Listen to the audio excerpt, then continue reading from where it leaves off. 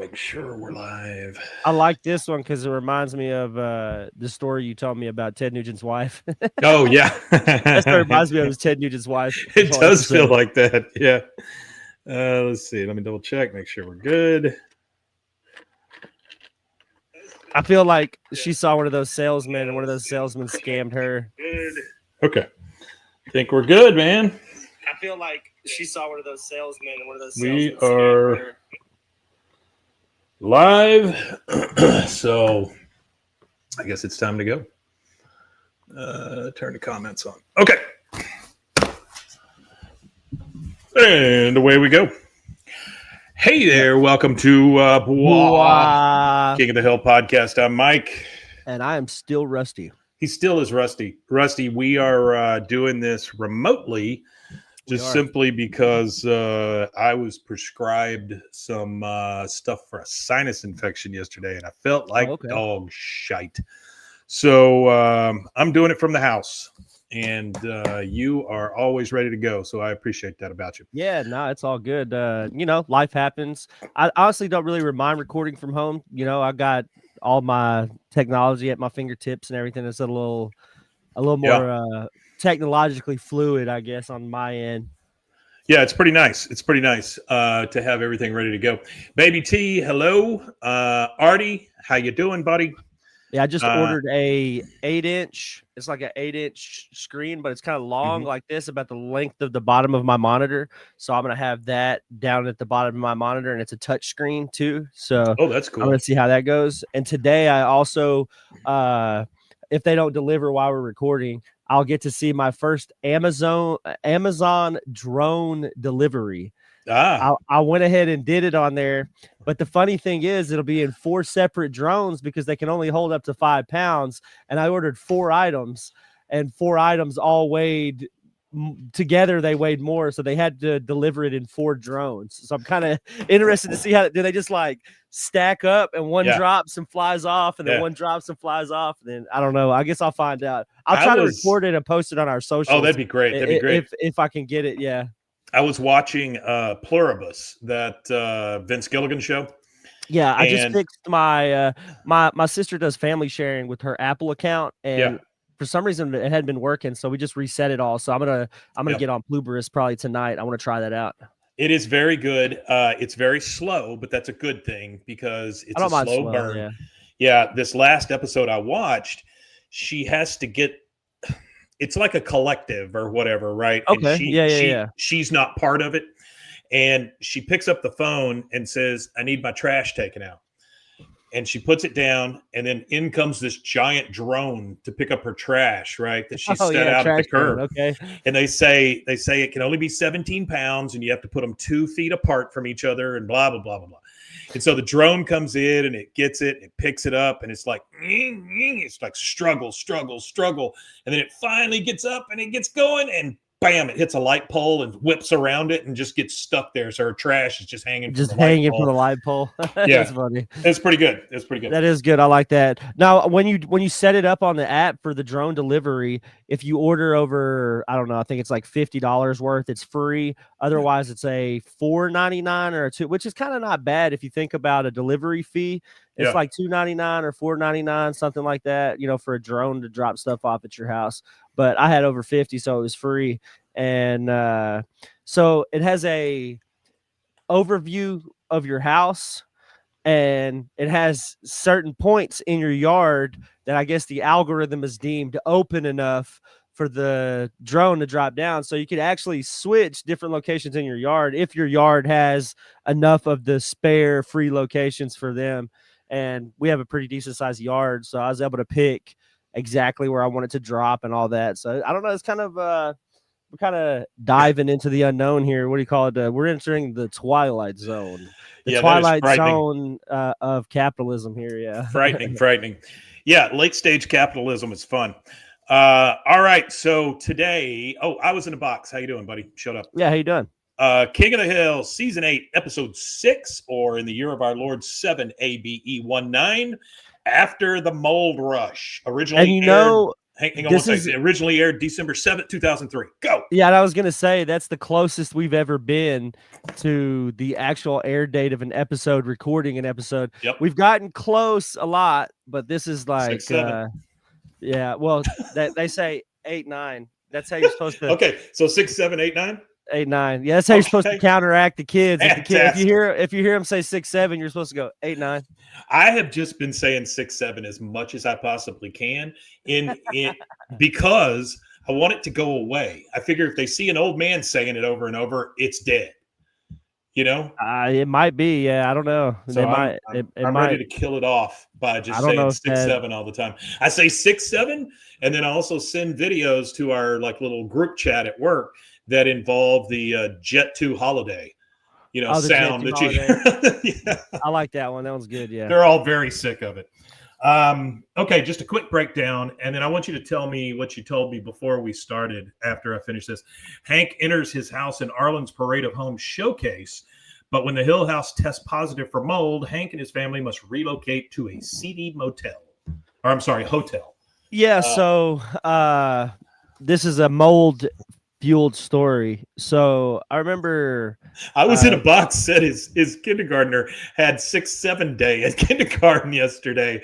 They had 6, 7 hats. Oh, that's crazy. That's insane. That is insane. I'm sorry. Go. No, you're good. But I remember, I don't know, when me and Mike first started doing this, I don't know, probably a good 5 or 6 months into it, he got a call from Ted Nugent's wife to do some podcast stuff for Ted Nugent's wife and Ted Nugent's son. You did a show for too, I remember. I mean, you had these two really flagrant personalities that you had to deal with in her son and her. But her whole thing was she had this mold paranoia.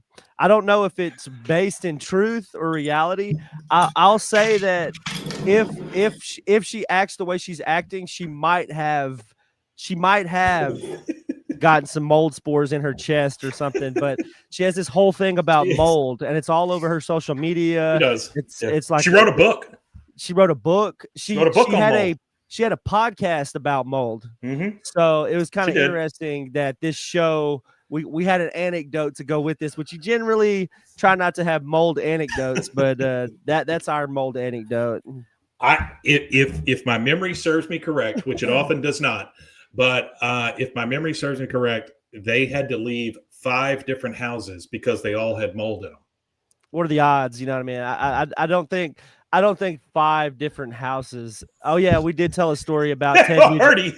Yeah, we did tell a story about that where Mike turned around and shook his hand after he got through pissing. It was just like an instinct. Yeah, it was insane. And then I almost got killed by a tree falling on me. All right, so let's start this sucker. If you are ready, we start Are you ready? Thank you, Michael Buffer. We start at the Megalomart in the plumbing aisle. All 4 guys are there. So Dale is the first one we hear. He's off screen. He says, "Hey guys, how do I look on this one, huh?" And it moves over to him, and he is sitting on a pink toilet with a magazine. Yep. Trying it out. Hank says, "Not here to joyride the toilets, Dale. If you can't get enough fun out of helping me buy new handle bushings, then there's something seriously wrong with you." Boy, I agree. Handle bushings? I agree. Hell yeah. So they go to pay, and as he's paying, we hear, "Hey, Hank Hill, what are you doing plumbing aisle? Need new crescent moon stencil for outhouse?" That's a pretty good burn, honestly. That is a good burn. I like that one. That one. We see Con. That one's very specific. Yeah, it is very hillbilly specific. We see Con leaning on the Parade of Homes display over there. Yeah. We have a Parade of Homes here, and I'm assuming they have it almost everywhere. Yeah. I've never understood it. In Belmead, they put you in handcuffs and they drive you from one end of the trailer park to the other before they take you to jail so you could wave at all your public before you leave. That's the Parade of Homes. They parade you in front of some homes and then take you out. That's only for high-level politicians in Belmead, I think, is what that's for. Yeah. Yeah, Yes. this is a Chris Elliott episode. Chris Elliott does have a voice in this. So I think it's on the third page of the script here. I wrote down Chris Elliott ? Yeah, so there is Chris Elliott, and like he said, there's also Steve Goodman is also played by Dave Thomas. Dave Thomas is he does Lane Prattley. He actually took over Dwight Yoakam. Dwight Yoakam was the first Lane Prattley, but obviously they couldn't afford. He was. But let's be real. They couldn't afford that guy to be in every episode ever. You know what I mean? They can't afford for him to be in every single episode. No, so that Dave would have Thomas, been a very expensive character. Yeah, that would have been a very expensive character. He actually appears in season 4, episode 8, season 5, episode 2, 6, 13, and 19.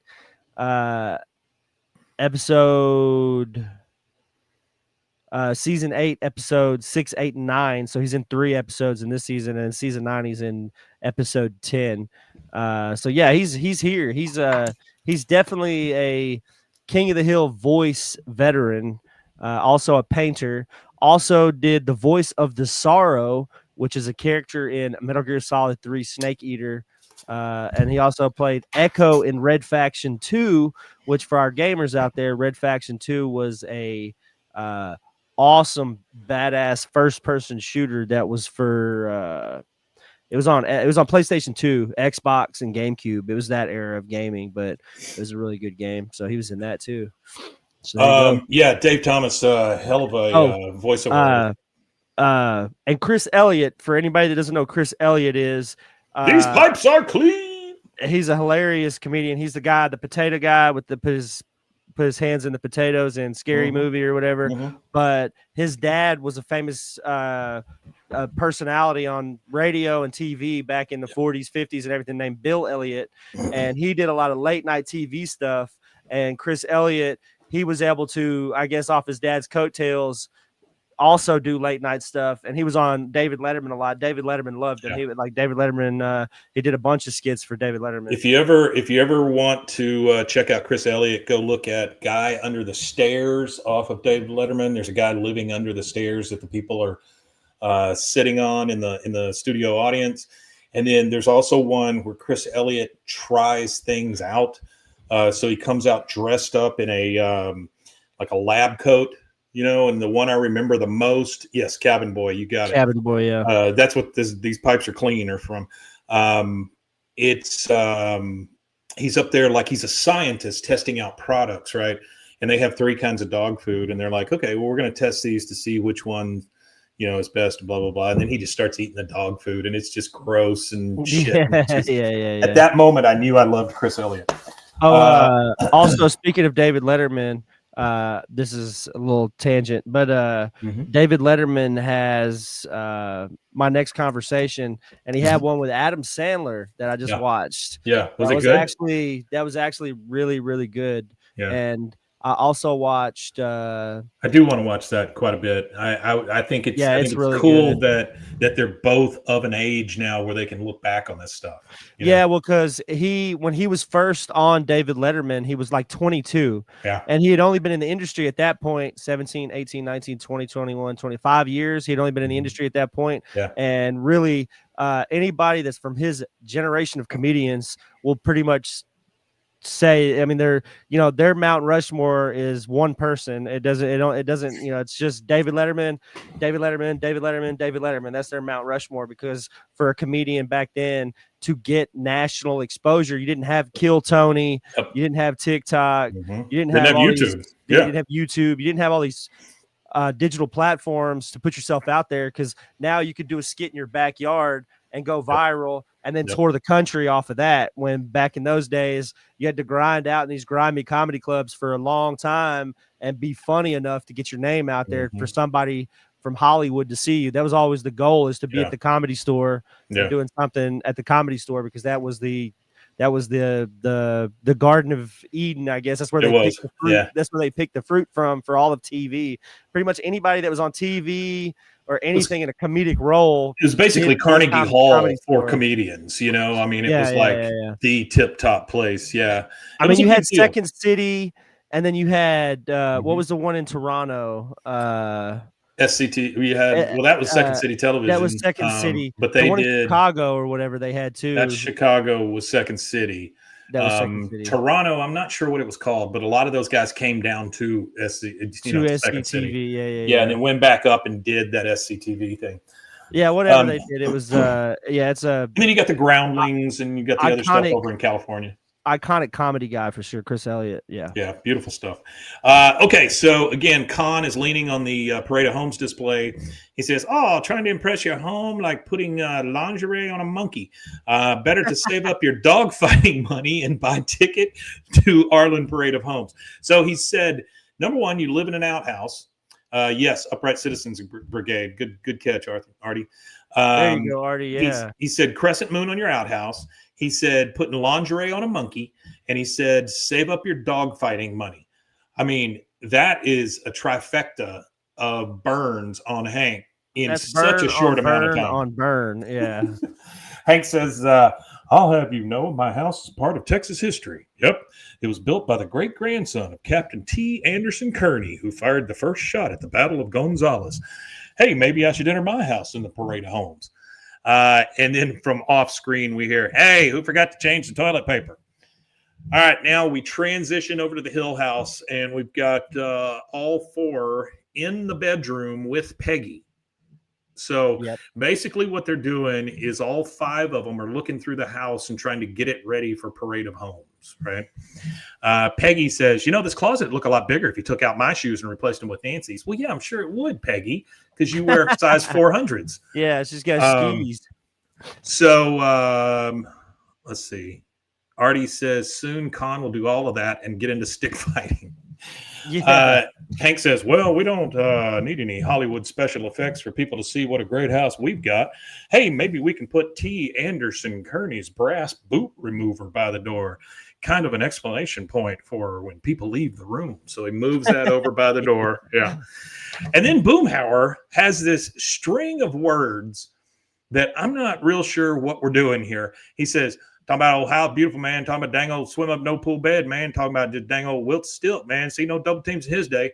Hell yeah, what? Dang old Wilt Stilt seen some double teams in his day. And if anybody knows Wilt Chamberlain, and if anybody knows anything about Wilt Chamberlain, there's that old story about how he had sex with hundreds of thousands of women. Sure.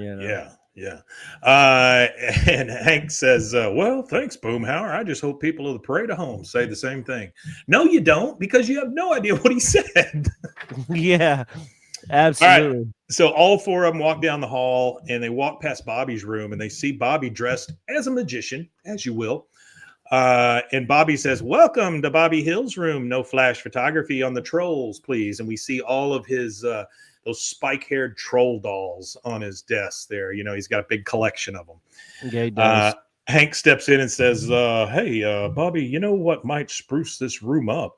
Nice display case for your troll action figures with solid wood doors, so people won't be tempted to steal them." He's like, "Okay." And then they say, "Aren't they called troll dolls?" He's like, "Yes." He's just so defeated that his son has trolls in his room. Man, he should get over himself. It's all right. Later in Bobby's room, we got Hank and Bobby, and Hank's got the stud finder out, and he's finding the place to put the nail in the wall so that he can then hang up this little shelf he's built for the troll dolls, right?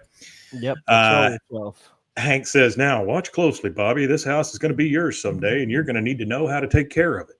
He goes, "Can you hammer a nail in a single blow?" "This isn't the circus, Bobby, but I could." He was talking about that's Mr. Miyagi. Oh yeah. The bam, the one hit. Yeah. So he hangs a little box up there, and assuming that Bobby's going to put all his trolls in it and stuff. Now we transition to the middle of the night. We hear Bobby in the other room screaming his head off. He's like, "Dad, help me, I'm drowning." Hank wakes up, goes in there, and Bobby's bed's all wet.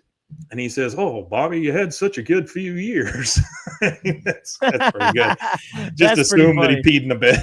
He goes, it wasn't me. The wall's leaking. And he just pans over, and you see water coming down from where the nail went in the wall. Which is Hank's worst nightmare. Yeah, no kidding.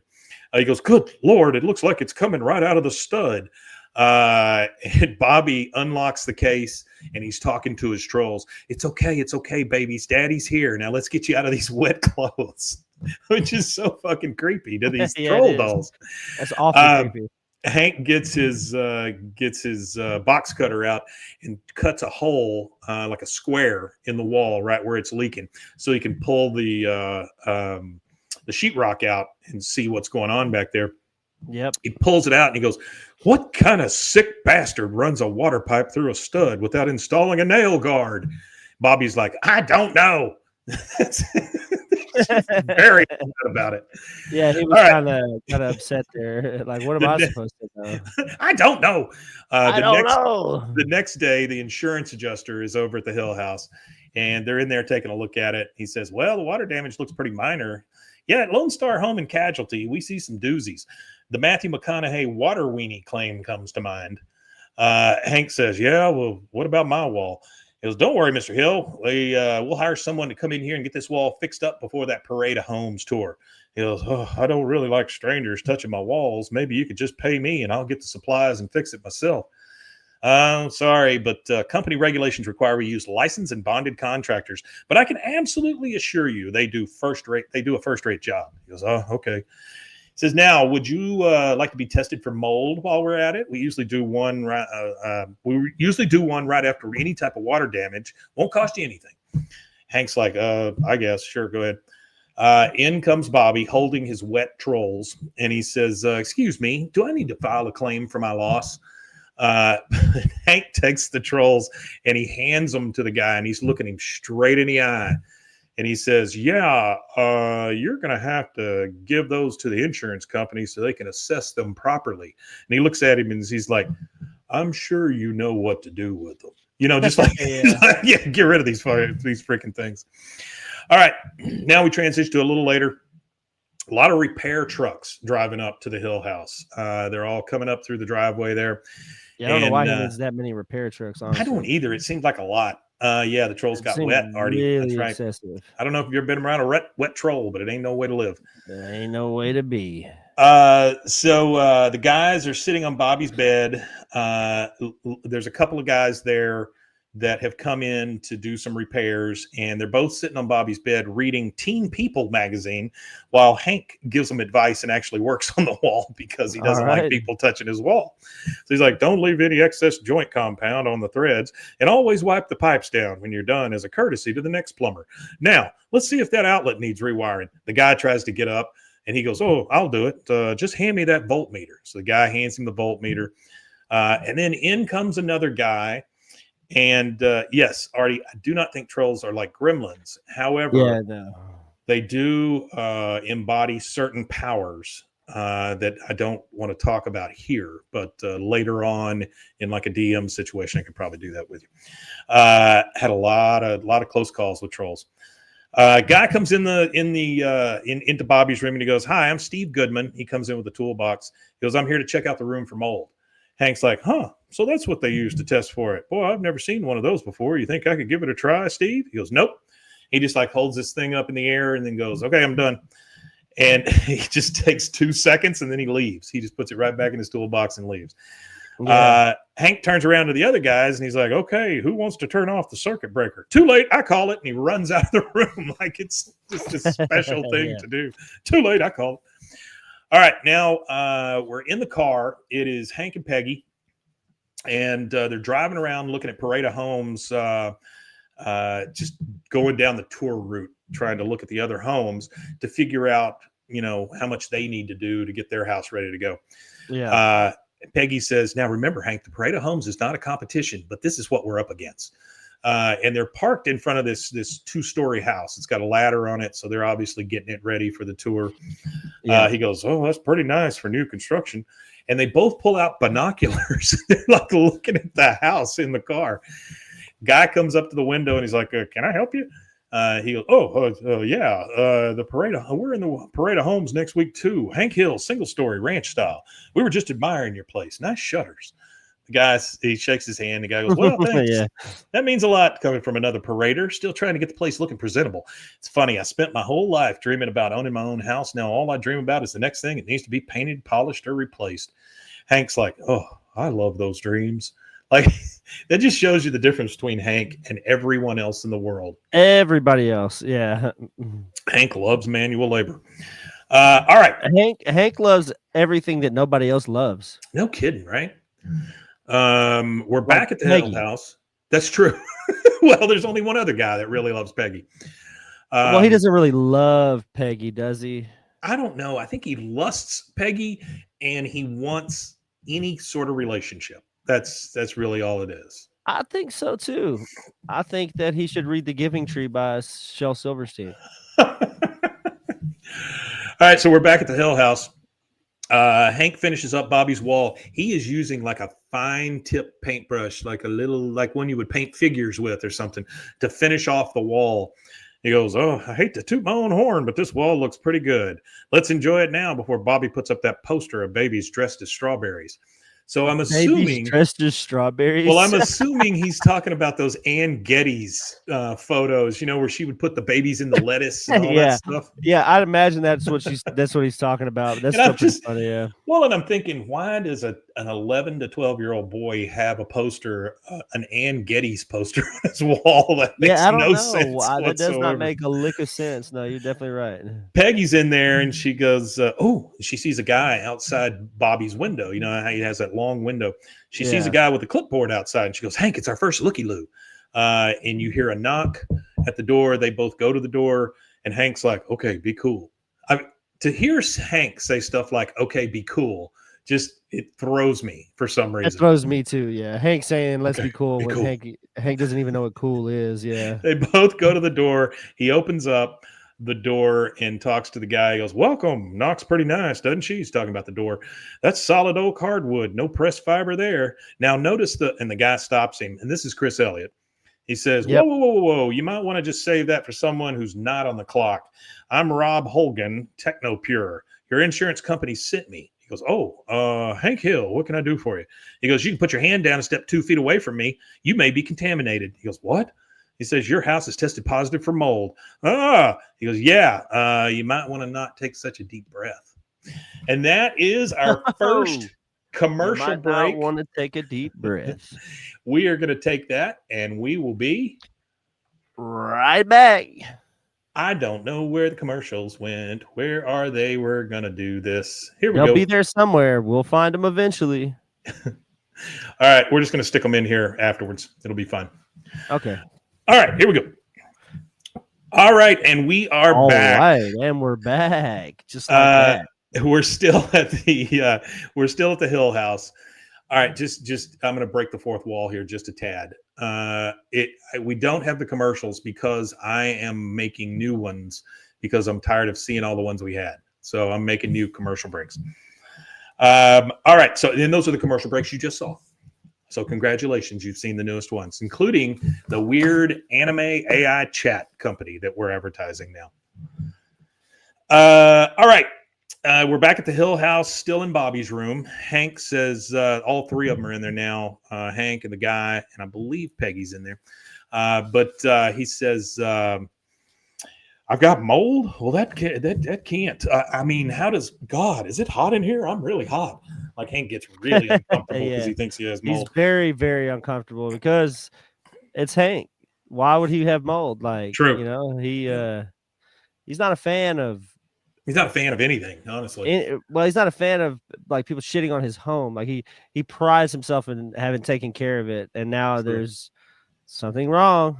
Yeah. The guy says, Mrs. Hill, maybe you could get him a chair. Like he looks like he's going to faint. Hank, he goes, I'm going to make a small exploratory incision so I can have a little look-see here. He cuts a hole in the wall by the outlet. This is the exact same wall that Hank just finished. He goes, there she blows, my great green whale aspergillus. And he pulls out like this little chunk, and it's got fuzzy stuff on it. Yes, it does. He goes, you're lucky you caught this leak early before the mold really spread. And Hank says, I've got green stuff inside my walls, and I'm lucky. He goes, relax, Mr. Hill. Rob Holgan is going to do everything it takes to get rid of this mold, and your insurance is going to pick up the tab. Isn't that funny how everybody's just like, insurance covered it? Well, insurance will take care of it. Who pays for insurance? We do. He says insurance is going to pick up the tab. He goes, everything from frictional irrigation with a concealed chlorine solution to forced atmospheric dehydration. Hank, being smart enough, says, so wait, you're saying you're going to rub it with bleach and then blow dry it? He says, well, in layman's terms, yes. He goes, well, I got some bleach and a fan. I could probably do it myself. He goes, every joker with a bottle of Clorox and a Vornado thinks he's an expert. Look, unless this job is done by a certified mold expert, such as myself, your insurance company will drop you like, well, I'd drop this. And he's holding that little piece. He goes, but then there'd be mold on your floor. Peggy says, Hank, let him do it. He's a professional. Hank's like, can you guys get it done in 2 days? The house is on the parade of homes. This is the kind of thing they take a picture of and put on their blooper reel. Not sure there's a tour of homes blooper reel, but okay. Yeah. The guy says, well, lucky for you, aspergillus is my specialty. I should have it calling me daddy in no time. Why does everybody want to be called daddy in this episode? I don't know. It's kind of different. Bobby calls himself that. This guy calls himself that. Peggy says, so are we okay to stay here like this? He goes, okay. Well, that's a medical question, Miss Hill. I'm not a medical doctor. Now, I'll need you both to sign this waiver, which certifies I've informed you that that's a medical question and I'm not a medical doctor. So they go to sign the thing. Now it's night at the Hill house. We're in the living room. Bobby's trying to sleep on the couch while they're in there watching TV and reading some stuff. Peggy says, Hank, listen to this. Mold has been known to cause itchiness, asthma, chronic fatigue, and disorientation. Bobby, quick, what's your middle name, huh? What's my birthday? Here, follow my finger. And Bobby sits up and he's like, your birthday is, I don't know. And she goes, Hank, mold's got him. He says, mold's got him. He said, help me, Dad. I mean, that's what we need. We need a shirt with mold on it that says mold's got him. Hank, the mold's got him. Got him. Hank says, oh, well, you two just calm down. Now it's just a little patch of mold. We'll let Holguin do his job and everything will be fine. And the boy will never knew your birthday, Peggy. He's always just piggybacking on my card. All right. Next day in the alley, we got all 4 guys there. There's some men wheeling in, like some big institutional size fans and stuff as the guys kind of watch. They fade over and Dale's on the very end. He's standing there with what I can only call is a yellow trash bag over his head that's secured at the bottom, and it has a little filter right here in the front, kind of like a gas mask. Yeah.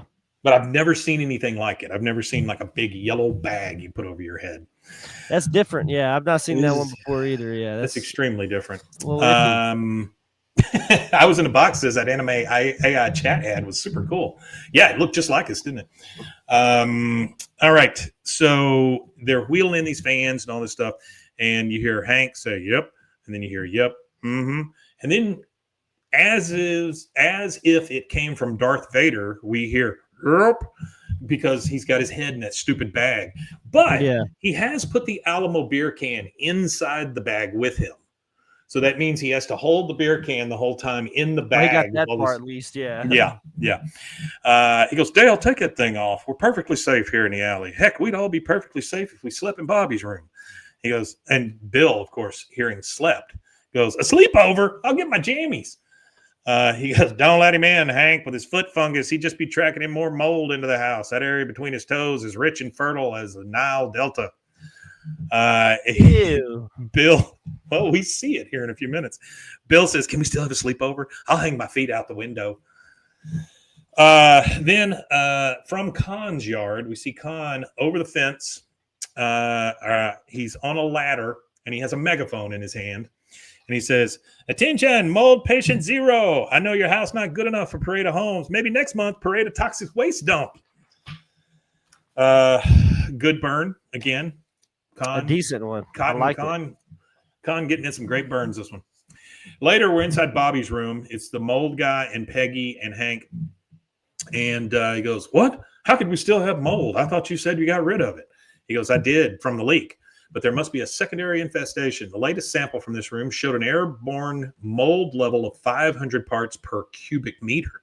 And then he just takes this big, almost looks like a cattle prod, and he starts stabbing the wall a few times, right? Yeah, he does. And Hank's just like, he goes, nothing. He goes, what are you doing? He goes, I can't get rid of the other mold until I find it, Mr. Hill. And insurance regulations require that we reduce the level of mold in here to that found in the air outdoors, 400 parts per cubic meter. So the guy said that it had 500 parts per cubic meter. And then what we got to get it to is 400 parts. 400, which is that's insane. Crazy. So stupid. And then you hear Peggy say 400, and she looks out the window and she goes, Bobby, quick, get inside. She goes, no. I mean, stay outside. Get in the car and turn on the air conditioner now. Poor Bobby. He didn't know which way to go. Yeah, I feel bad for Bobby. He always gets caught up in these weird shenanigans. And by the way, he drops his bike and just runs. The guy says, Miss Hill, it's okay. 400 parts per cubic meter is like a fly speck in a big gulp cup. Hank's like, wait. It sounds like there's almost no difference between the air in here and the air outside. What's the problem? The guy says, I can try to explain it to you, but if you want this place ready in time for that parade of homes, it'd probably make more sense for me to do my job. And he just starts poking the wall. And then finally, what could he explain to him? I don't know. Here in a minute, we find out that it's all just a scam. He starts poking the wall. Scam, blam, bam. The tool finally beeps, and he goes, oh, thank God. I thought this thing was broken. So he was just jamming stuff into his wall, thinking his tool was broken. And then finally it went off, and he's like, oh, great. All right, so now we're going through the closet in the bedroom. I'm sorry. Later, the guy takes a Sawzall to the wall and cuts out another giant square, right? He goes, there's the culprit, Alterninia. You're not so tough now without your bloody stack of boitress, are you? And he's talking to the mold, right? Yeah. Hank's like, are you sure that's even mold? It could just be an old dust bunny. I wish it were a dust bunny. In fact, I wish this whole damn wall were full of real bunnies. What? But this looks like mold that's been in here for 20 years. What's on the other side of this wall? Peggy's like, our bedroom. So then they go through, they're in their bedroom now, and they're going through the closet, which we find out their closet back wall butts up to Bobby's wall that's leaking. Yeah, okay? Yeah. So we find that out because the guy's in there cutting a hole out. Peggy looks at Hank and says, remember that night I thought I heard something? You said it was nothing? Well, thank you. You just signed my death warrant. I mean, Jesus, you just signed my death warrant. Yeah. She smacks Hank on the arm. He goes, if we've been sleeping in this room or mold for 20 years, how come we've never had itching or asthma or any of those other problems we read about? Because there's nothing wrong with you. And that's exactly right. The guy says, well, that's probably because the government hasn't found a scientific link between mold and any known health problems yet. He goes, then why do you keep banging holes in my wall? Because I'm the hunter. Mold is my antelope. And if I don't bang holes in your wall, my conscience bangs holes in my head. Mold is my antelope? I don't know.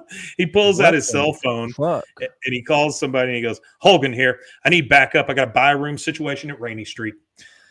Later, we see a bunch of clean suits and equipment. Yeah, actually, my job, we have to wear clean suits. Oh, do you really? Yeah, to work in a certain area or whatever of what I do. You have to put on, first you change out in the locker room in a pair of scrubs, and you take a second set of scrubs with you. So what you wear into the changing room, you take that off and put on a fresh pair of scrubs, and then you have 2 sets of booties on over your shoes, and then you walk into another room. You got to grab a mask, a hood, full gown, boot covers that go over your shoes or whatever, shoe covers, and then you walk into another room. You're spraying everything with alcohol, all the outsides of all of the stuff that you're going to open, on your hands. Yeah. All of the stuff that you're going to use has been blasted with radiation to kill anything. It doesn't hold radiation, so we're not like being exposed to it. But they use UV to kill all potential bacteria before they cover the new packaging up or whatever. And it has expiration dates. It's really not that intense. It's just what I do is like a limit. There's like 3,000 people in the United States that do it, and it's just it's just very strict rules because it's FDA regulated, and FDA regulates drugs stricter than food. I've worked in both regulatory like underneath the FDA, and are 2 different regulation rules. Like I've been in food and I've been in drugs. So like the drugs is way, way stricter than the food stuff. And that's a part of it is you have to be in what they call an aseptic environment. There has to be nothing living but you. You're the only thing that's allowed to be alive in that space kind of thing. And they clean with a lot of bleach and alcohol and stuff like Sure. that. So it was just relatable. That was just, I just wanted to, that whole bodysuit thing. You have to be in it. You have to be in it for 12 hours a day in 4-hour increments. You got to be in it for 4 hours. Only can be in it for 4 hours based on company regulation. Like the manager's like the longest you could be in it's 5 hours. Anything over that, and you could actually get in trouble for being in it too long. Yeah. I was in a box says reminds me of that Breaking Bad episode with the fly. Yep, I know. Yeah, absolutely. Speaking of which, I just Gilligan is on a roll with TV shows apparently. What's he got? Oh, you're talking about Pluribus? Yeah. I thought maybe there was another one and I'd missed it. I was nah. You're on the cutting edge of Gilligan technology right now. Speaking of T-shirts, I would like a T-shirt for this show that says "I've been in food, I've been in drugs." Rusty.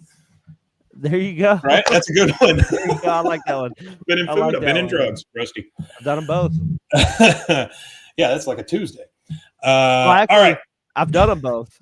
That's what I'm saying. I used to smoke a lot of weed and make food at Taco Bell when I was a teenager. So I've done food and drugs. And in Taco Bell, anything can live while you're working. It's fine. There you go. Yeah, there's lots of live things. Yeah. Later, guys in clean suits are bringing in equipment, and there's guys inside ripping wallpaper off the walls, taping up entries. There's just people everywhere in these clean suits, right? And Hank and the family are just like standing around like, what the hell is going on? Hank says, hey, scrape that more carefully, will you? It's a wall, not a pumpkin. I don't know what he means by that, but all right. I don't either. The guy curious myself. Scrape a pumpkin. The guy, I guess he's talking the inside. But the guy comes up and he goes, whoa, you're going to have to stay out of the hot zone. That's both bedrooms and the master bath. He goes, but where are we going to? And then the guy in a clean suit comes up and goes, automatic ice maker, house is hot, aspergillus. He goes, all right, that does it. Everybody out now.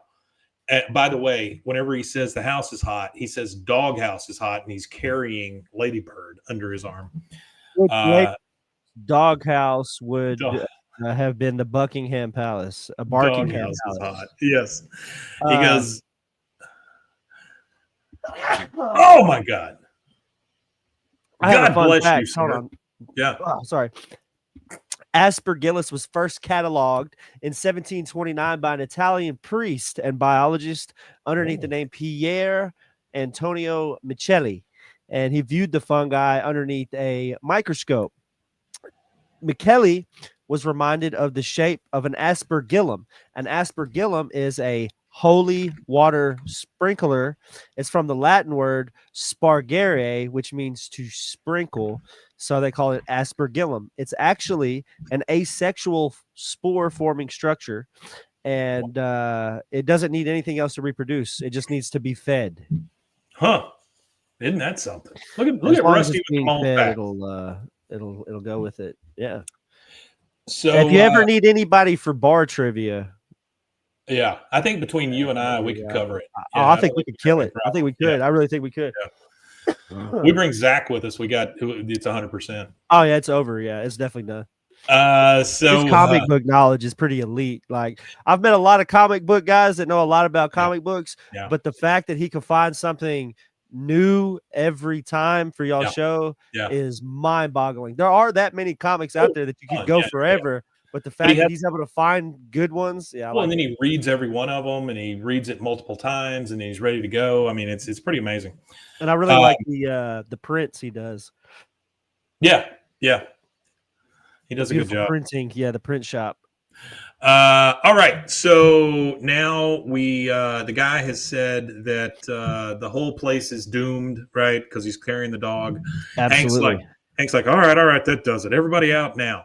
All stop and look at him, and then they just start again. They don't even pay any attention to him. He goes, hey, hold on. I said stop. The guy comes up and goes, Mr. Hill, I understand you're upset, but you really don't want us out of your house. He goes, yes, I do. He goes, okay, but if I get in this walkie-talkie and call in a code Charlie, my guys will be out of here in 30 seconds, 36 seconds flat. That's how long it'll take for your house to become worthless. He goes, what? That's ridiculously specific. Yeah. No kidding. He goes, look, you've been informed there's mold in this house, which means if you ever want to sell this property, he goes, I don't want to sell. I plan on passing this house down to my son. This is when I knew it was Chris Elliott. He goes, oh, goody gumdrops. Thanks, Dad. A worthless That's how I knew mold it was him too. Yeah. Yeah. He goes, do you have any pet birds, Mr. Hill? He goes, no. He goes, good. And that's the end of that interaction, which I thought was weird. Yeah, that's it. Well, it's supposed to be weird. It's what's his name? Yeah, he's a weird guy. Yeah, Chris Elliott. Yeah, he's a weird guy. Later on, the house is just in shambles. Like, I mean, it's just torn up. Everything's in boxes, moved around, all this stuff. And all three of them, Hank, Peggy, and Bobby, are sitting on the couch, just surrounded by junk, right?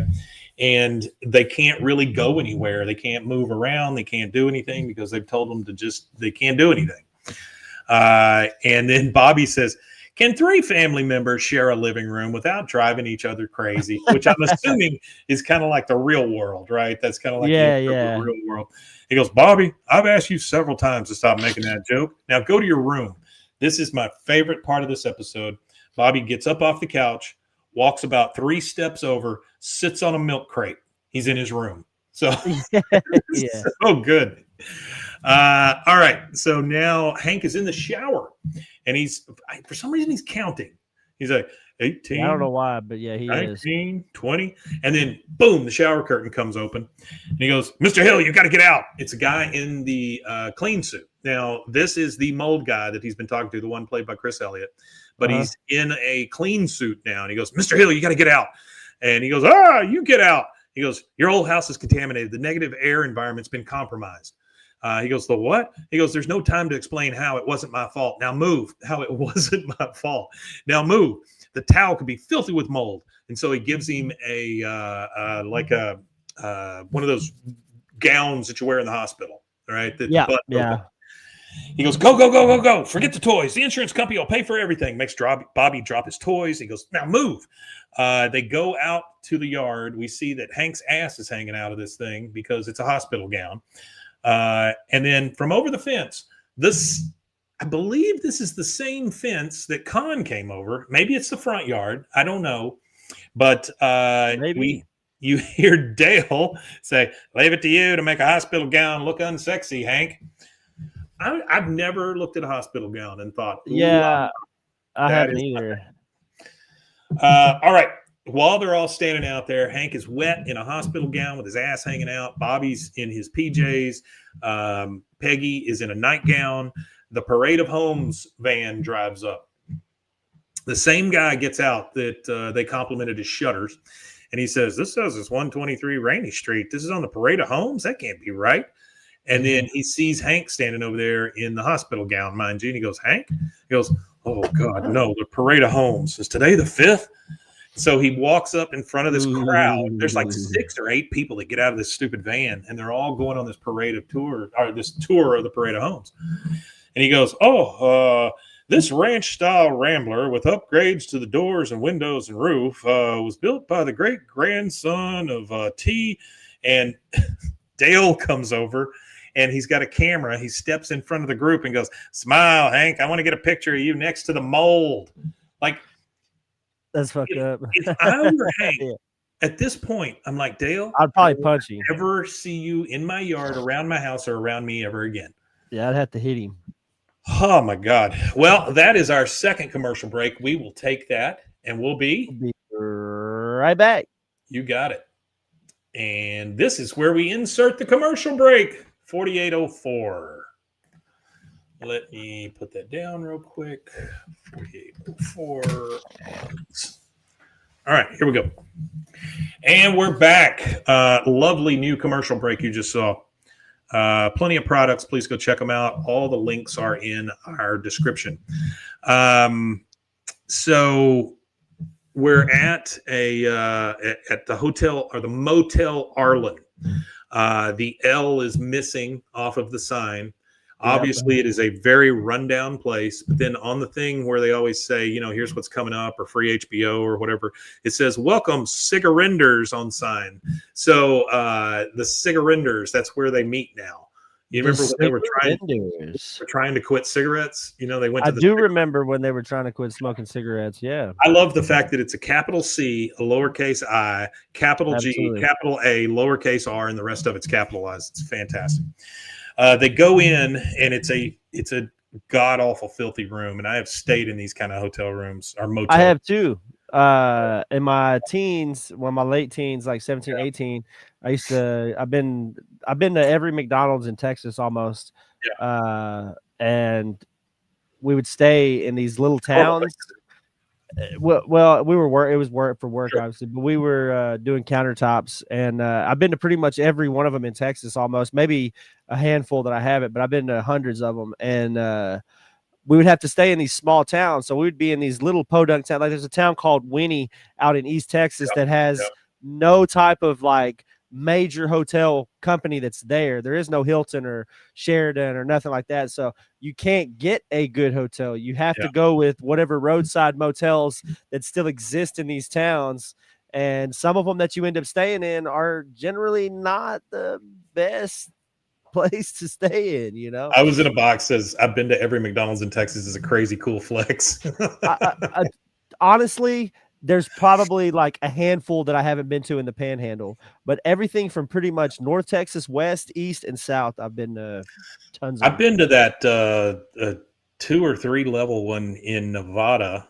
That is really weird. The one where they still serve spaghetti and all that kind of stuff. Yeah. I've been to the one with the what do they call it? Turquoise arches. So in Sedona. No, Sedona. Sedona? Okay. In Sedona, Arizona, they have was it in Arizona? I thought it was in New Mexico. No, Sedona's in Arizona. Okay. Yeah, no. I meant the teal. There might be another one, but the one that I saw specifically was in Sedona, Arizona. And what it is Sedona has crazy rules about the signs. Rules about signage and stuff. So everything has to look a certain way. There has to be that there's, what do they say? There's 7 or 8, something like that are non-standard McDonald's. Yeah. Like, so McDonald's has weird different McDonald's, but there's only 7 of them in the world that are different. Sure. So what it is a lot of multi-billion-dollar companies had come into Sedona before and said, hey, we want to, open a business here. But they're like, well, the sign has to be like this. You have to use these colors on your building. It has to match the Red Rock or complement the Red Rock. And McDonald's is pretty much, they have Burger King. They have a couple of others, but Burger King is pretty much one of the only places in the world that McDonald's agreed to change their golden arch just because they wanted to have their presence there. So it's like Sedona is one of the only cities in the world that a multi-billion-dollar company will capitulate and agree to alter their main big signs just because they want to be there.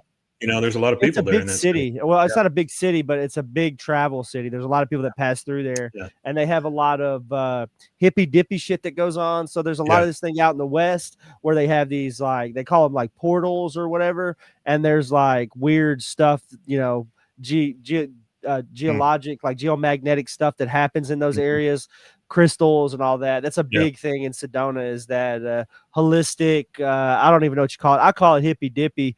I don't even think it's hippie, but whatever it is, it's, the stars have to align with your chakras, and you have to let the sun shine in your butthole and all that. Sure. The worst motel room I've ever been in was in Nashville.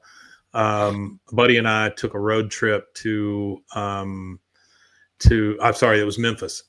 We took a road trip to Graceland. Okay, I like Graceland. And we got there late, and so we found this little hole in the wall motel place. I think it was $15 to stay, something like that. Yeah. And we walked in, and the whole place smelled like Raid, like super bad. And then I walked into the bathroom. There was a hole in the ceiling, probably the size of about a 2 or 3 ceiling tiles, just a hole. And then down below that, big pile of dog food in the floor. Oh And wow, so that's crazy. yeah, it's rough. We heard some gunshots in the middle of the night out in the alley. And my buddy walked back to the hotel room from Gillies that we went to up the street because I came back and I was tired. He came back in the middle of the night. It was about 3 a.m., came banging on the door. He had walked home and took a wrong turn, went through a train yard, and had some hobos chase him and steal his shoes. So there you go. Watch out for the hobos in Nashville. Yeah, they'll steal your shoes. All right. So they go into this terrible, terrible motel room. And the first thing we see is Lady Bird, and she sniffs and she kind of whimpers. And Hank says, I know, girl.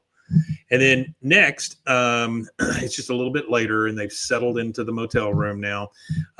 Peggy is over there reading a pamphlet called So You've Got Mold. And she says, hey, what do you know? Aaron Brockovich has mold. And Ed McMahon. Oh, he killed his dog Muffin. Well, maybe we'll meet him at a survivors group. Which in a survivors group? Yeah. Mold survivors group. Met with Shemaine.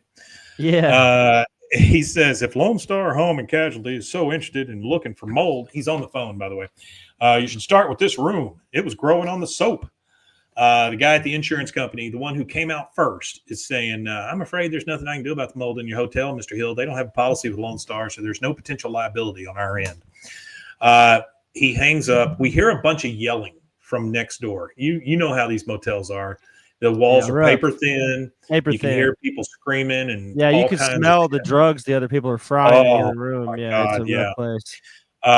And Peggy says they're arguing again, Hank, or making love.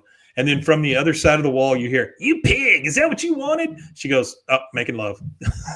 Is that how you figure that out? So then they look over at the door. The door just opens to their room. And there's this really strung out looking dude standing there. And he goes, yeah, hey, you got a busted latch there, neighbors. Yeah, anyway, my lady and I were wondering if you'd care to join us for a Lynchburg lemonade. Hank's like, thank you, but we were just about to sit down to dinner. What the hell is a Lynchburg lemonade at that? I gotta look that up. Well, I think it's lemonade with Jack Daniels, I believe is what it is. Oh, okay. Yeah. It says Kentucky. Here it's a Tennessee. That's the home of the Jack Daniels distillery. Yeah. It says it's a refreshing citrusy cocktail made with Tennessee whiskey, triple sec, lemon juice, and lemon lime soda. It is named after Lynchburg. Okay, I've never heard of that. That's a cocktail I've never heard of. I've heard a lot of cocktails, but I've never heard of the Lynchburg lemonade. Hell yeah. So he leaves, and then through the wall, you hear the same guy go, there, I invited him. You happy now? Just screaming. Peggy goes, okay, who's ready for Peggy Hill's coffee maker ramen, huh? And she pulls up the coffee pot, and she's got some ramen and some water in it. It just looks freaking awful. Yeah. We transition to nighttime at the Motel Arlen. It's like a Jack Daniels margarita, Artie says. Kinda. Yeah. It's really just, in a lot of places, they'll just throw some lemonade in there, like some Country Time lemonade and some whiskey. It's night at the Motel Arlen. It's lit up now. The sign is, and we can see that the E is burned out and the L is still gone. So they are in the bed sleeping, and they're sleeping head to toe, right? So feet up, head on the other end, that kind of thing. It is 6:03 a.m., and we hear a bunch of really, really loud music come in, right? And Bobby kind of wakes up a little bit. Hank looks at him. He goes, you'd think the music that loud would kill the bugs, but it doesn't. Bobby says, I tried sleeping in the empty swimming pool, but, the dogs. He goes, can I go home now? I promise I'll put on one of those spacesuits. He looks over at the Hank looks around the room, he's still kind of waking up. He looks over and he sees the boot guard that they brought from his house. For some reason, they brought the boot guard. Hank says, dang it, Bobby, if T. Anderson Kearney could fight to give Texans a home, then I can fight to get yours back. Rob Holguin is going to need to use a boot remover on his ass when I'm done with him. So Hank is I like that one. He's going to need a boot remover. Hank is fired up. I Next like thing when we he gets s- fired up. He's oh probably my boy. favorite character when he gets mad. Yeah. Well, and he's It's about to just the get sayings. They have really good writing for him when he gets yes, mad. Like, I'm gonna get a yes. boot remover to remove a boot from your ass. I don't know why that's funny. It's just Well, he's hilarious. also about to get very crafty here with the way that he comes out on this guy. Yeah. The next thing we see, he is at Techno-Pure Incorporated. That is the company that comes out and removes the mold from your house. He goes up to the secretary and he says, "Hello, I'd like to speak to Mr. Hogan." She goes, "Sorry, he's at lunch. Can I take a message?" He goes, "You don't have enough room on that while you were out pad for me for what I have to say." And so he See, walks that kind of off. stuff like I know that. You don't it's have really enough good. room. Yeah. You ain't got enough room in that pad there for what I got to say. You better find somebody. Yeah. He starts to walk out and he walks by a cafeteria, right? So this place is big enough to have a freaking cafeteria in it. And he That's sees pretty the good size. insurance. Yeah. Yeah. He sees the insurance guy and the guy from Technopure sitting there eating together and the tester guy. So he goes and he says, all right, Holguin, I'm through with you. And then he looks over and he goes, "Hey, you're the mold tester guy, Mr. Goodman. Well, what are you two doing together?" Then in comes the insurance guy holding a tray. And he goes, "Hey, guys, just put all the stuff out to make your own Oh, sundaes." And he goes, damn. "My insurance adjuster? This is ridiculous. You're all in on this scam together, aren't you? Yep. All you He guys figured care it about." out. Yeah. He goes, "All you guys care about is money. Okay, fine. How much to get rid of you?" He looks over and he sees an ATM. He goes, "Is that a Cirrus machine?" Which I faintly remember Cirrus. And the guy says, this is the insurance guy talking, the guy that's been so nice to him. He says, I "Yeah, remember but Cirrus. Yeah, Cirrus was like a bank uh, service or something, yeah." right? Yeah. He goes, "Yeah, but it'll." He goes, "Is that a Cirrus machine?" Talking about the ATM. And he goes, "Yeah, but it'll only let you take out $300 a day. That's just not going to cut it." The guy played by Chris Elliott says, "Nope, not when you get a deal sweet as ours." What I don't understand is how quickly they gave up this scheme. Right? They gave it Oh, up it to was Hank immediately gave it up to just like him. They that. didn't even try. They didn't even try to like Didn't even try to hide it cover it. from him or Nope. nothing, which is kind of shady. Very shady. The guy says, "Nope, not when you got a deal sweet as ours. Heck, I could throw a dart at a phone book, and I bet you that house would test positive for mold, and the phone book too." The other guy says, "Say that other thing you say, Rob, about the yeehaw." He goes, "Oh yeah, yeehaw! There's gold in them there walls." All of them laugh but Hank. That Yeah, is kind of funny. I like that. Hank's like, "Yeah, buddy, I got you. Yeah, we're gonna take care of this." So it's nighttime at Megalomart. Hank is there. He comes up to one of the workers and he says, "Excuse me, sir, I'm looking for no pest strips for both crawling and flying pests. The motel I'm staying in is a little dreary. So if you see the ones that look, a little festive, that'd be good." Festive Funny. fly strips. Yeah, pest strips. He goes, "Oh, hell yeah, dude. We got the ones with snowflakes. We got the ones with burrows on them. I mean, they're all pretty beautiful." Uh, he's walking over to these things, over to the no pest strips, and he walks by a display of books. They are the contractor books or whatever, the home repair books, right? Yeah. And there's several of them there. One of them says become a certified plumber. One of them says become a certified electrician. Bless you again, Rusty. Says Thank you. Marty. And then Yeah, my allergies are crazy. yeah, it's nasty right now. He comes across the last book and it says Introduction to Mold and Mold Abatement. And then at the bottom, it's got a little, one of those starburst things that always like, and, added bonus. And it says certified kit included or certification kit included. Yeah, certification kit. Yeah. All right. So he gets an idea. Now we're at the mold guy's house. The mold man. The guy played by Chris Elliott, right? He's in his kimono and he's feeding his large goldfish or koi. And he hears the doorbell ring and he goes, "I'm coming." He opens the door and Hank and Bill are there. They have a kit with them and they're both in green jackets, right? He goes, "Morning, Mr. Hogan. I was wondering if we could have a word." He goes, "Oh, yeah, sure. Come in. Love to show you my new flat screen TV. Just got it." Hank says, "So, Mr. Hogan, I thought I'd come over here and ask you one more time politely to please leave my house alone." And they're all sitting down now. So Hank and Bill are on the couch. The other guy's in the chair. And he goes, "Sorry, Mr. Hill, I just ordered a new couch. That big TV just makes this one look so dinky." Hank says, "Well, at least I tried." He goes, "Hey, Bill, why don't you make yourself more comfortable?" He goes, "Thank you, Hank." And he starts taking off his boots, like Taking taking off the them nasty shoelaces ass out. feet Right? out. Yeah. Yeah. He takes his gross ass feet out, and he goes, "Oh, I almost forgot to tell you. I just got myself certified as a trained mold expert. Took me 30 minutes." He goes, "Oh, great. Maybe I'll see you at our conference in Aspen. But, the insurance company will never let you test your own house and pass it. Now, that would be a clear conflict of interest." He goes, "Oh, I know that. I'm gonna test your house." He goes, "Bill, you ready?" Bill goes, "Ready." And he puts his gross ass feet up on the coffee table, and they Yeah. are just Disgusting ass feet. crusted. They're crusted in moldy Absolutely feet. disgusting. The guy says, "Ew." He goes, "Yeah, pretty gross, huh? With fungus and all. Hey, is fungus a mold? Let's find out." And he takes the little fungus or the mold detector and sticks it down by Bill's feet. And he goes, "Whoa, whoa there. No. Take it easy. Okay, let's just talk about this. Hey, you're testing right near his feet." He goes, "Oh, sorry, I'm new at this. But after I send the results to your insurance company, I'm sure they'll send someone out here and they'll do a more thorough search." He goes, "Punch a few holes in your wall, rip up your floorboards. Yeah. I heard 9 out of 10 houses have mold." He goes, "But who knows? Maybe you'll be one of the lucky ones," just like the dude told him. And he goes, "Okay, what do you want?" Next thing we see, we're at the Hill House. They're cleaning up. The mold guy, the tester, they're all He taking just wants stuff out, everybody to fuck out of his house. getting them out of his house. The mold guy and the tester guy are the only ones left there.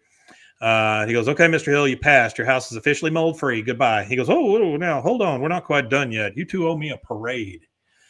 And so Hank goes into what he would have said at the Parade of Homes tour. That's He funny. walks over to the side and he's like, does a whole presentation. "So if you'll just Yeah. step this way, and I know you will, come on, Bobby, let's show them this house that's going to be yours someday." He goes, "This ranch style rambler was built by the great grandson of T. Anderson Kearney. You might want to put your case down. This is going to take a while." He says, "Now, the funny thing about this boot remover, well, not so much funny as educational, is that it was owned by the man who fired the first shot at the Battle of Gonzales." And that is our credits. That is And the that is end of it. the episode. After the credits, we hear Dale in the Darth Vader voice. "Yup." And that's it. That is season That is 8, it. episode 6. That was a good one. After the Mold Rush. That is a very good one. Yeah. I like And that one. That's funny. I love how Hank has his comeuppance at the end there. He gives it to that guy. He gets it. Yeah, he gets him. All right. Well, that is all for us on this Yeah, one. that's it. A Monday episode. We're scooting through season 8. Season 8. Rusty, you want to tell them where they can find us if they're looking for Yeah. more? If you're looking for more, you can go to BWAAKOTH on all social media. We would like it if you would upgrade your lifestyle in 2026 and come over and hang out with us on YouTube. If you're listening to us anywhere else, come on over to youtube.com/@ BWAAAKOTH. Go to our Facebook page and add us there too at BWAAAKOTH and get involved in the community. Post some stuff, share some stuff. For those of you that do or are on our Facebook page, post some stuff, share some stuff. Let's get some community engagement going in 2026. Let's get it going. Tanya already. I was in a box says, "I love how it ends with the mold dude still continuing to scam everyone else." Yeah, and that's pretty true. Yeah. That's pretty true. They just keep on doing what they're doing. Too. Well, guys, thank you very much. We appreciate all of you being here. Anytime you guys are here, it's a better day. And we would not have gone this far without you. So thank you so much. Couldn't have. And we will see you again Friday. I think that leaves us one thing left to say. Oh, Wimatanya. Hey, Wimatanya indeed. See you guys. Okay, that is all of that one. Let me put that down. This is 107. End. Okay. All right, so let's do Friday real quick. Here's what I've got. If you can look up our wrap up? You talking about? Do you have access to it? Yeah. Or do you have access or not? Okay. No, I don't have access. Let me actually, they, from what I understand, is they're about to do away with single logins for Megaphone, and it has to be attached to the Spotify or whatever for Bwaaa. Yeah, we're figuring that out now. Yeah, that sounds like it's going to be a nightmare for y'all. I think we just have one general login. It's basically the way we'll do it. Oh, okay. But we'll see. Let's see. Let me put my stuff in here. 6-digit code because everything needs one. Oh, 879-902. If y'all need my code, it's 879-902. 877-902. Well, damn it. Now I'm done. 879-902. I thought it was another 7 because you just said it. Oh, yeah. I was just guessing. Yeah, I know it. I get it. Yeah. I didn't quite hear what you said. That's not what I want. I want all shows. I want. Yeah, I'd like to see our Wrapped. I haven't had a chance to see it yet. Yeah, it's not bad. I know that my sister shared her Spotify Wrapped on our Facebook page for her podcasts, and obviously Bwaaa is one of her number one watch shows. Yeah, it's pretty cool. Honestly, we have. Let's see, maybe it's here. Hang on.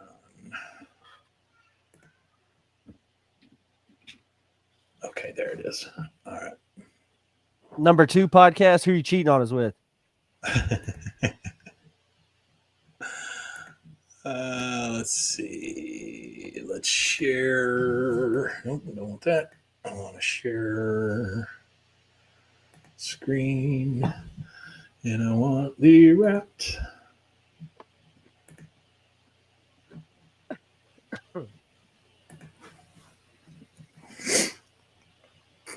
All right.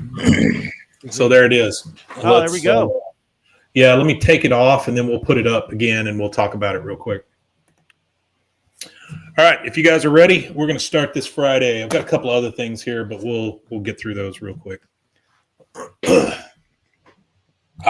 you. I was in a box. I completely understand. I have varied tastes, so mine are kind of weird. All right, here we go.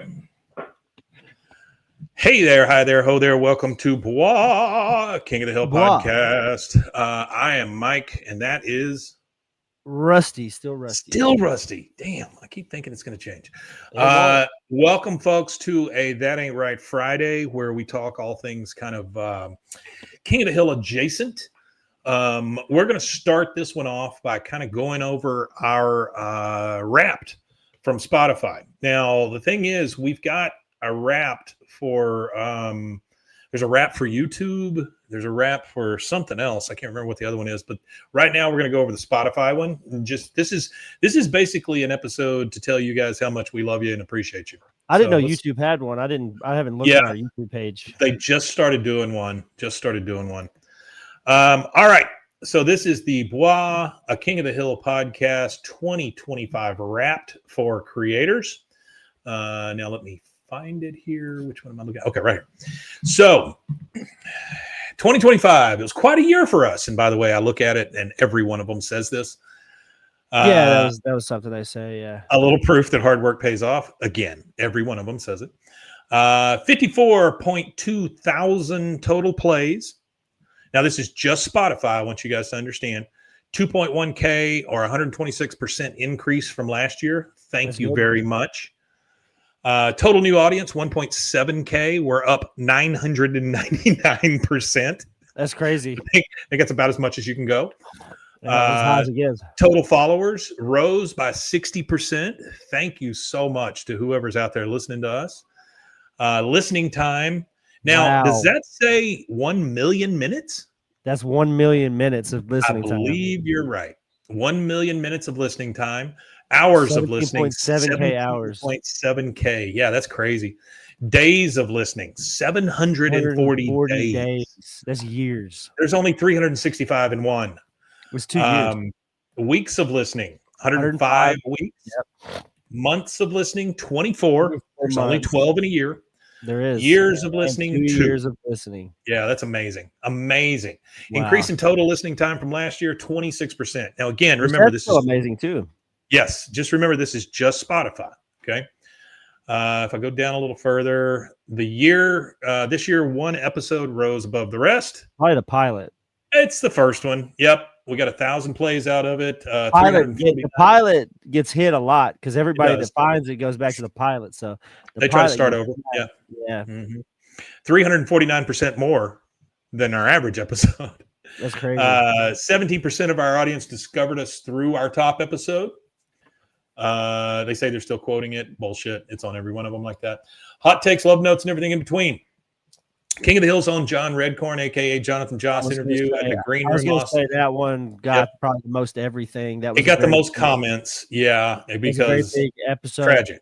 Yeah. We have. I don't have access to the Spotify comments either because people leave comments there too, right? We need to be. You can get to them through Megaphone, our host. You can. I'll have to go look at it. Then, this was the most used emoji. A big thumbs up. Big thumber. United States left 46 comments. Now that's pretty good for Spotify, seeing that Spotify is not really known for comments yet. Yeah, so no, that's bad. I didn't even know about it until I saw that right there. Most comments left were on June 1st, 2025. I'm assuming that is the day after or the day of we released the Jonathan Joss interview. Yeah, that's around there. Yeah, got to be right around that. Yeah. Our listening passport. We reached 43 countries overall, which doesn't mean a whole lot to me, just simply because if I've got a VPN on, I mean, it doesn't matter. United States, Canada, United Kingdom, Ireland, and Australia are our big international listeners. Okay. Well, thank y'all. Yeah, no kidding, right? Or an upside down thank you. Top fans assemble. We are the top 10 show for 780 people. Isn't that amazing? Wow. That is amazing. That's and again, just on Spotify. Okay.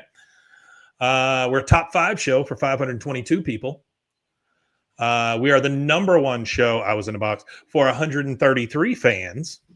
That's insane. Should be 134. Your top fan streamed 6.2 times more than everyone else, which makes sense. 45 of them binged more than 2 episodes in one day, which is amazing. 20% of the people out there hit play within 24 hours of a new episode drop. Thank you very much. And then I think we're about done here. Let's see what the next thing is. It goes without saying your fans have great taste. This is the thing that throws me. Okay. And I'll tell you why here in just a second. But this is the music that our fans listen to on Spotify along with us. Okay. Yep. Taylor Swift, which makes sense, biggest artist in the world. Kendrick Lamar makes total sense. Morgan Wallen on the countryside makes total sense. Eminem, number 4, and Suicide Boys at number 5. So those are our big ones. And then if we go to audiobooks, we've got Fahrenheit 182 by Mark Hoppus and Dan Ozzie. And then we've got Codename Pale Horse by Scott Pine. Original Sin by Jake Tapper. Jake Tapper is an odd one. He is he's a big I don't know if you know anything about Jake Tapper, but he was a guy for I think it was ABC News, but now or NBC News maybe. I know who you're talking about. Wasn't he the guy that did the alcohol stuff? Is that guy? I don't know. He does. Oh no, I'm thinking of Bar Rescue. That's shows. John Tapper. No, Jake Tapper is a he's a reporter, and he shows up on the Lonely Island podcast a lot for some reason. Oh, okay, all right. Then Diddly Squat by Jeremy Clarkson and Useless Facts That Will Put You to Sleep. Now that sounds like our fans right there. Useless Facts That Will Put You to Sleep. Top shows that they also listen to: Joe Rogan, of course, Last Podcast on the Left, of course. I want to say something about that Talking Simpsons podcast. That is one of the greatest front covers I've ever seen. That is very, very nice. I love that. And then Small Town Murder, big show, and then Matt and Shane's Secret Podcast. That's what everybody else is listening to in addition to us. You might want to frame this. A 2025 marathon show. Fans listens to you for longer than 98% of other shows. A 2025 talked about show. You received more comments than 98% of other shows. Shared 96%. We got shared more. And then let's see what else we got here. That's it. But I can share this out if you guys want to see it. I'm not sure why you would want to. But I can certainly share it out if you want. Hey, now I'm a YouTube follower. Thank you. I was in a box. Appreciate it, man. Appreciate it. Thank you. But I tell you what, those are all very impressive things, and I thank you so much. Now, the other thing I was going to say about that is I went through even more of Rogue Media shows, and when when I did, I went to some of the more ridiculous shows that I've done, right? And some of the stuff I've done by myself, Yeah. some of the stuff I've done with you, some of the stuff I've done with Zach. And on that list of other listened to podcasts, probably about 90% of them have Bwaaa on that list also. So I was pretty, I thought that was That's pretty pretty cool. good. Yeah, that is pretty awesome. I thought that was cool. So that means they're over there finding other stuff that we're doing. So I do appreciate it, guys. That's really, really great. You got anything to tell them about that stuff? What was that again? You got anything to say about the Spotify stuff? Oh, the Spotify stuff? Nah, Yeah. not really. I appreciate everybody watching though. And if you do have us in your top 5, share it with us on social media, whether it be Instagram, tag us in a story, or share it with us on the Facebook page. Go post y'all's YouTube stuff or your Spotify Wrapped. Yeah, Wrapped. That'd be great. I'd love to see where we're at in your life. Yeah. So I've got one other thing here. I've got 2 other things, but I think I'm gonna save a couple of them. But anyway, Dan McGrath. I know you know that name. I know that name. He was a writer on The Simpsons and The King of the Hill. He died at 61 years old, which is very young for anybody. Brooklyn-born Emmy winner, also worked on the Harvard Lampoon, Saturday Night Live, Mission Hill. This was written by Mark Barnes, November 15th, so it's a couple weeks old. Yeah. Dan McGrath, the Emmy-winning comedy writer and producer who had 2 stints on The Simpsons before spending 8 years on King of the Hill, has died. He was 61. McGrath died Friday, November 14th at NYU Langone Hospital in Brooklyn after suffering a stroke. His sister Gail, I don't want to try that last name, told The Hollywood Reporter, by the way, this came from The Hollywood Reporter, after writing and editing the Harvard Lampoon, Mr. McGrath landed on Saturday Night Live in 1991, worked on the show for 2 seasons, sharing an Emmy nomination in 1992 while frequently collaborating with Adam Sandler, Chris Farley. McGrath received writing credit on 50 episodes of The Simpsons, which is amazing, from 92 to 94, and producing credit on 24 of those. So he got writing credit on 50 of them, and half of those he produced. And let's see, he joked that he was a founder and co-chairman of Tamarabuchi Heavy Manufacturing Concern. Yeah. So I'm not sure where that came from, but he was the guy. His more notable episodes included The Devil and Homer Simpson. I do remember that one. Time and Punishment. Yeah, I know that one. Bart of Darkness, and then several of the Treehouse of Horror installments. Boy Scouts in the Hood and Homer's Phobia, for which McGrath got writing credit on 11 episodes. Those included Full Metal Dust Jacket and The Men Who Knew Too Much for King of the Hill. He got producing credit on 28 of the episodes from 2002 to 10. McGrath was born in Brooklyn. In 1964, his father was a machinist and electrician. His mother, Eleanor, a homemaker.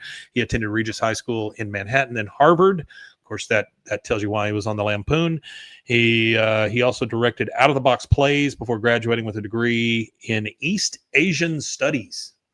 That's different. It's very specific. In 1987, around this time, he designed computer games for an education software company based at MIT.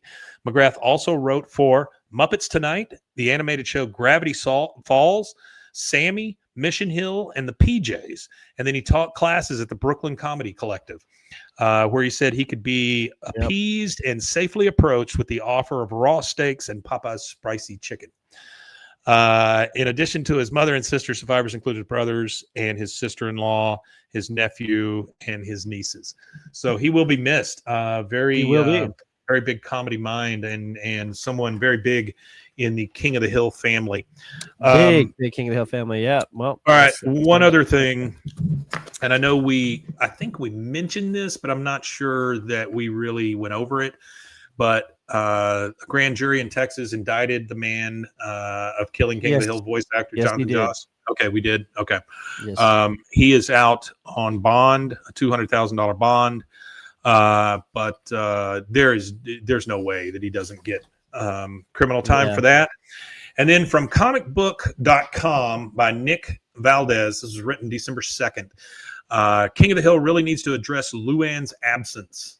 Yeah, I read over that. Yeah.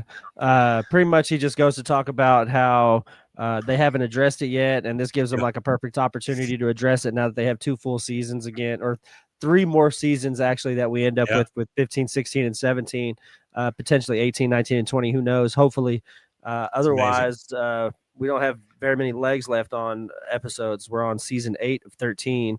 We have 5 seasons left of the original series, and we've discovered that when we go through the seasons of the new seasons, they go by just a little bit faster because there's not very many of them. Yeah, there are not very many of them. That season 1 ripped. Yeah, we ripped right through that first. That 14th season, rather. Yeah. We'll do watch-alongs, and then when we get to 14, we'll treat it the same way we do these seasons. And so be looking forward to that. But just right now, enjoy all of the King of the Hill that you can possibly get.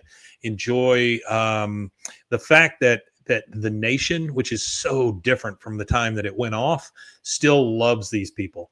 And Mike Judge is I just can't help but feeling Mike Judge is one of us, you know?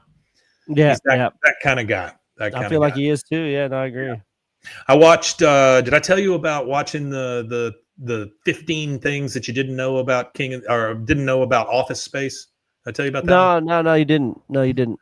So yeah, I was in the box. Says worst case scenario. Just started over. That's true. We could do that. So I watched this video on YouTube about 15 things you didn't know about Office Space, which is one of my all-time favorite movies. I love it so much. And one of the things is that, it bombed. Like, it bombed hard in the theaters. I think it made $2 million totally worldwide, right, off of what they put into it. Yeah. And so the studio was like, screw that, and so they put it out on video, and that's where it really blew up. Comedy Central alone showed it 34 times in 1 year. And so people started quoting it. They started watching it all the time, and it grew huge, right? Mike Judge got all this credit for making this great movie that became like a cult classic. Well, because of that, when they were rebooting The Office, he got a treatment and said, we would like for you to produce the new version of The Office. Now, in that treatment, there's always like, a first page that tells you, here's what we think it's going to be. Here's what it could be, blah, blah, blah. Yeah. Yeah. It said where movies like Office Space fail, The Office picks up and succeeds. Okay. He said what he did is he closed it and he told them politely no and never talked to them again because they insulted his own movie. Yeah. It's amazing. Yeah.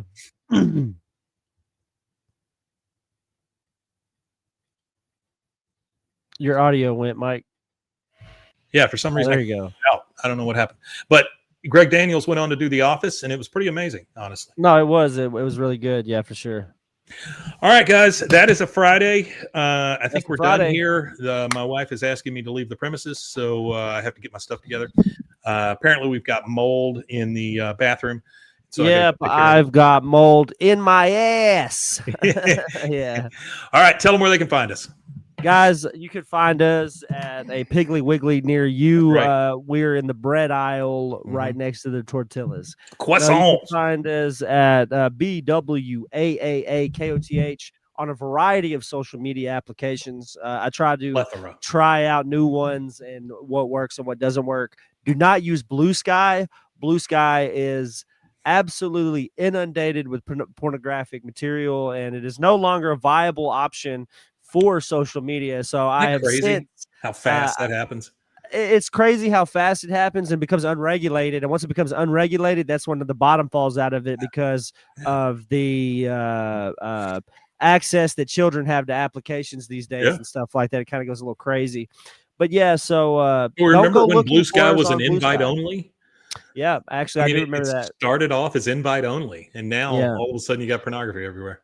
Yeah, you can also find me at Instagram at that dirtbag. That's it, I think. Yeah, that's right. That's right. All right, guys. Thank you so much. We love you all. Thank you for always joining us. Thank you for always being around. We really do appreciate it. And I think there's only one thing left to say.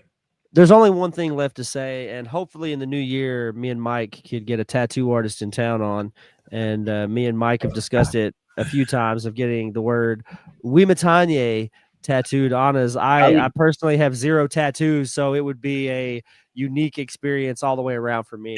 In a heartbeat. I was in a box that he just followed us on Christian Mingle, so I appreciate that. Yeah. And if anybody else gets a Farmers Bwaaa only also. KOTH tattoo, make sure you send it to us so we could see your yeah. Bwaaa tattoos. That'd be nuts. Just if you have King of the Hill tattoos too, I'd love to see them. Hey, if somebody has a Bwaaa KOTH tattoo, I'll actually send you $50. Ooh, yeah, I'll pay send somebody 50. Sure. Okay, there we'll send you $25 piece, $50 total if we see a And a Bwaaa secret tattoo. surprise. That'd be crazy. Yeah, and a secret surprise. There you go. Yeah, if you get a Bwaaa tattoo, I'll do something for you. And you can be on the show. Shit in How's that that? box. There you go. And you can be on the show. Yeah, you can be That'd on the be show. great. Definitely. Yeah, that'd be great. I'd love that'd be nuts. That'd be but insane. if you are a tattoo artist and you listen to us and you are around and you want to give us those tattoos live on the air, happy to do it. I've got the space to do it. Yep. So if you do it, let us know. I was in a box that he's going to send his Cash App now, so that's good. All right, we love you guys. Thank you so much, and we will see you again on Monday.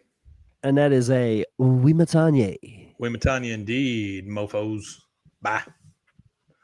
All right, guys, we're done. Thank you, Rusty. I appreciate it, buddy. Guys. Yeah, no worries. Thanks, everybody, for hanging out with us. 29 and okay, I'll get these taken care of, and I'll see you. All righty. Yes, sir. All right, take it easy. Bye, guys.